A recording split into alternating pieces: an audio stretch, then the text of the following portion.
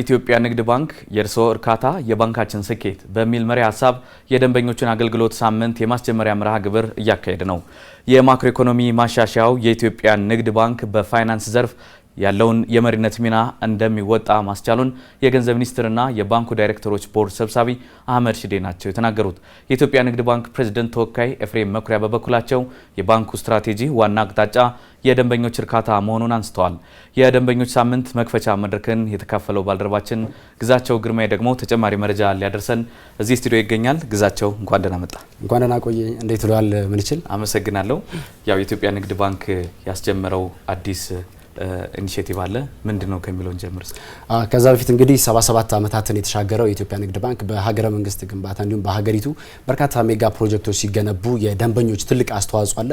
ተቋሙ ደግሞ የብድር አቅርቦትን እንዲሁም ደግሞ የማክሮ ሂደቶች ላይ ትልቅ ተሳትፎ አለው በፋይናንስ ዘርፍ ላይ። እንግዲህ ይህንንም ታሳቢ በማድረግ ነው የደንበኞች ሳምንትን በዛሬው ዕለት እያከበረ ይገኛል። በዚህ የደንበኞች ሳምንት ላይ የተገኙት እንግዲህ የባንኩ ቦርድ ሰብሳቢ ዳይሬክተር እና እንዲሁም ደግሞ የገንዘብ ሚኒስትሩ አቶ አህመድ ሽዴ በአገር አቀፍ ደረጃ የተከናወነው የማክሮ ኢኮኖሚ ማሻሻያው የማክሮ ኢኮኖሚ ሪፎርሙ እንደ ሀገር ተጨባጭ ለውጥ የመጣበት መሆኑ ነው በዚህ መድረክ ላይ ያነሱት። ይህም ማለት እንግዲህ በአጠቃላይ እንደ ሀገር የተከናወኑ ተግባራት ላይ የደንበኞች ሚና የንግድ ባንክ እያደረገ ያለው ሂደት ላይ ትልቁን አስተዋጽኦ አድርጓል ነው ያሉት። እንግዲህ በአጠቃላይ የኢትዮጵያ ንግድ ባንክ እንደ ሀገር ባለፉት 77 ዓመት የከወናቸው ስራዎች ላይ ውጤታማ ሲሆን ከጀርባ ትልቁን ሚና የሚወስደው የንግድ ባንክ ሂደት እንዲሁም ደግሞ የደንበኞችን ከአርሶ አደሩ እስከ አርብቶ አደሩ አካባቢ ታሳቢ በማድረግ በሰራቸው ስራዎች እንግዲህ ውጤታማ ስራዎችን ማከናወን ችሏል። አቶ አህመድ ሽዴ እንግዲህ በአጠቃላይ በማክሮ ኢኮኖሚ ውጤታማነት ታሳቢ ተደርጎ በተሰራው ስራ ውጤት ተገኝቷል። ይህንንም ደግሞ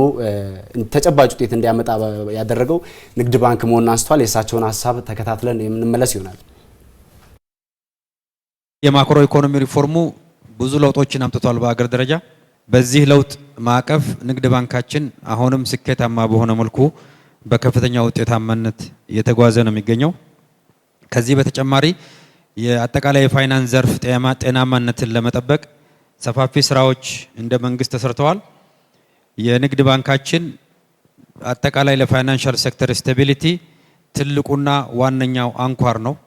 በአብዛኛው አጠቃላይ በባንኪንግ ዘርፍ ያለው እንቅስቃሴ ከ50% በላይ የሚሸፍነው ንግድ ባንካችን ነው። እስከ 900 ቢሊዮን የሚጠጋ ብር ቦንድ በማተም በንግድ ባንክ ተከማችቶ የነበረው የመንግስት ልማት ድርጅቶች ብድርና ካፒታሉን በማሳደግ በ10 ዓመት ጊዜ ውስጥ በመንግስት በጀት እየተያዘ ክፍያ ማድረግ የተጀመረበት ስርዓት ነው።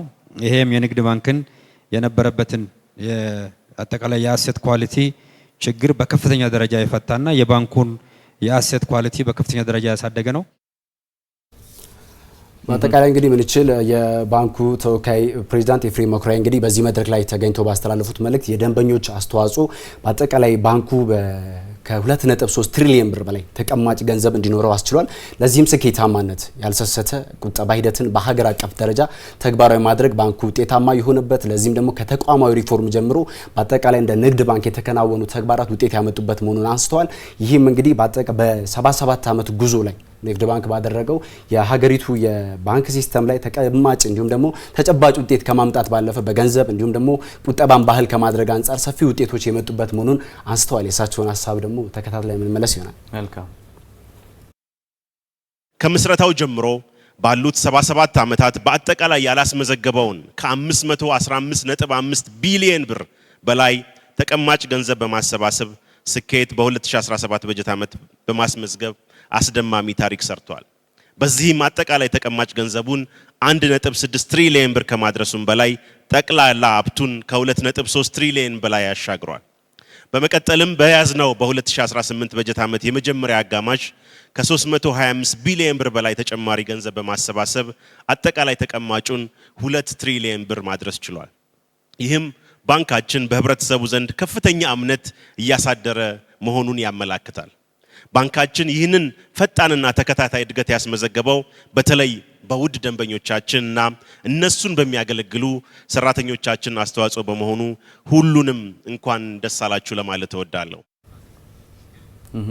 እንግዲህ ከዚህ ባለፈ የንግድ ባንክ በአጠቃላይ በግብርና ዘርፍ ለተሰማሩ ባለሀብቶች፣ ለአልሚ ባለሀብቶች፣ ለአርሶ አደሮች ተደራሽ መሆን አርብቶ አደሩ ምርታማ እንዲሆን እንዲሁም ደግሞ አሁን ላይ ሲቢ ባንክን እንግዲህ ተግባራዊ ካደረገ ጀምሮ ከ5000 ብር ከ500 ብር ጀምሮ እስከ 150 ብር ያለምንም ተያያዥነት ተግባራዊ አድርጓል። ይህም እንግዲህ ለደንበኞች ሌላ እፎይታን የፈጠረ እንዲሁም ደግሞ ሲቢ ብር እንግዲህ ይህንንም ተቀጣይነት እንዲኖረው ውጤታማ እንዲሆን ያስቻለ ለደንበኞቹ የሚያቀርበውን ዘመኑን የዋጀ ቴክኖሎጂን መሰረት ያደረጉ ስራዎችን አሁንም ለደንበኞቹ ተደራሽ ያደርጋል ነው የተባለው። እንግዲህ ዋነኛው የዚህ ሳምንት ትልቁ ዓላማ ደግሞ ደንበኞች ጋራ በርካታ ተግባራቶች ይከናወናሉ። ከተግባራቶች መካከል ደግሞ ከደንበኞች ጋራ የአረንጓዴ አሻራ መርሃ ግብር ማከናወን እንዲሁም ደግሞ ከዚህ ቀደም በባንኩ የተተከሉ ችግኞችን መንከባከብ ከዚህም ባለፈ በተለያዩ ተቋማት በመሄድ የደም ልገሳ በርካታ የበጎ አድራጎት ተግባራት ይከናወናሉ ነው የተባለው። ይህም በአጠቃላይ ባለፉት ዓመታት እንዲሁም ደግሞ የ2018 ባለፉት 6 ወራት የተከናወኑ ስራዎችን ማስቀጠል ከደንበኞች ጋር ያሉ ችግሮችን እያረሙ የሚመጡ ደግሞ ውጤታማ ስራዎችን ማስቀጠል የመድረኩ ዋና ዓላማ ነው። በሚቀጥሉት ሳምንት እንግዲህ በያዝነው ሳምንታት አጠቃላይ ከ88 በመቶውን ለግሉ ዘርፍ እንግዲህ ብድር አቅርቧል የንግድ ባንክ። ይህንንም ደግሞ ማስቀጠል የሚነሱ ጥያቄዎች መመለስ ቀጣይ የንግድ ባንክ የቤት ስራ ይሆናል። ይህ የሳምንት መድረክ እንግዲህ ለሁለተኛ ጊዜ ሲከበር ደንበኞች ጋር መቅረብን ደንበኞች ጋር ቀርበው ደግሞ ያሉ ችግሮችን እያረሙ የሀገር ፕሮጀክቶችን ማስቀጠል ለሀገር ልማት እድገት የራሱን አስተዋጽኦ ያበረክታል ነው የተባለው። በመድረኩ አጠቃላይ በመድረኩ የተነሱ ዋና ዋና ነጥቦች ይህን ይመስላሉ። ምን ይችል ወደ አንተ ልመለስ። መልካም ግዛቸው ግርማዬ ላደረስከን ሰፋ ያለ መረጃ እጅግ እናመሰግናለን። አመሰግናለሁ።